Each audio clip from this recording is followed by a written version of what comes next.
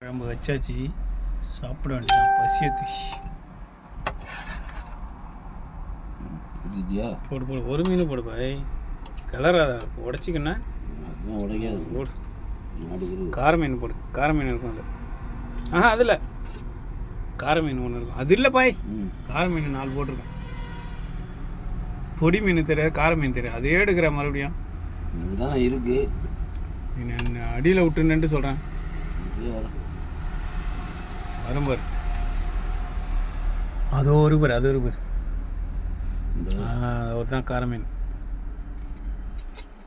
காரப்பொடி தெரியுமா? கார மீன் ஒன்று இருக்குன்னு தெரியுமா? தெரியாது அவனுக்கு. அவர் தான் போட்டு, இவர் தான் கார மீன். பார்த்தல கார மீன். போதும் போதும் போதும் போதும்.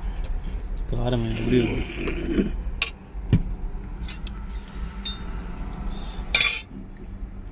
செம்ம டேஸ்டாக இருக்குது கார மீன்.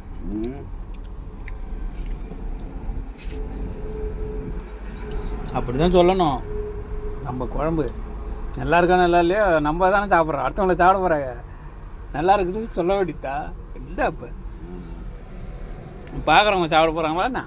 நம்ம தான் சாப்பிட போகிறோம், எப்படி இருந்தாலும் சாப்பிட தானே ஆகணும். அவ்வளோ டேஸ்ட்டாக இருக்குது குழம்பு. இது கரோட்டு குழம்பு. முருங்காய் போடுவேன் 2.